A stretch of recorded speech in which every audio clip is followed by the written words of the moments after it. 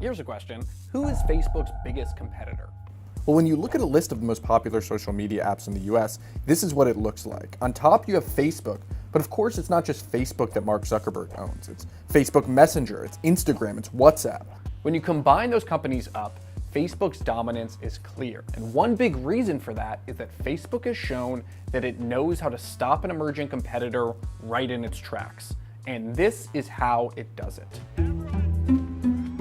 If Facebook sees a competitor on the horizon, it's likely going to do one of these three things: buy, deny, or apply. Now let's go through them one by one. The first one, buy. Facebook has spent billions of dollars buying up companies, and the two most important acquisitions were two of its biggest emerging competitors. Instagram went for $1 billion in 2012, and 2 years later, WhatsApp went for $22 billion. Now, at the time, people questioned how WhatsApp could possibly be worth that much money. $22 billion.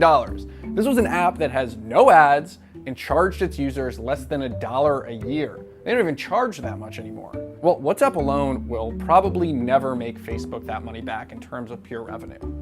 But Facebook clearly thought that getting rid of a fast-growing competitor was worth billions of dollars. Now, option two, when buying doesn't work, Facebook can deny, as in deny access to its data. Whenever you sign up for a site and use your Facebook login, that's because Facebook opens up its platform and gives other apps access to its data. It's called an API. But Facebook's API also gives it power. The day that Twitter launched Vine, Facebook took action to restrict Vine's access to Facebook's data right away. Mark Zuckerberg himself approved cutting off Vine's ability to let users invite their Facebook friends to join the app.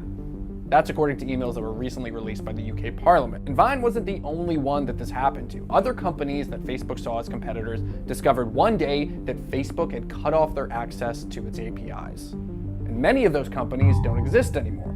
The day before the emails were released, Facebook backtracked on the policy, and now it says that it won't cut off companies from its API anymore. Now, option number three, if buying or denying doesn't work, then in comes apply, as in copy and apply.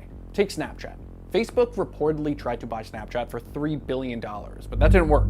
Snapchat turned them down. So instead, Mark Zuckerberg just copied what Snapchat did best. Because Facebook took its core functionalities, Snapchat has never really fully recovered. Shares of Snap tumbling big this morning, down more than 6% as Snapchat's daily user base declined for the first time. So Facebook has protected its market share by using this variety of tactics, from buying up companies, from denying others access to its data, and then copying and applying core features from other apps.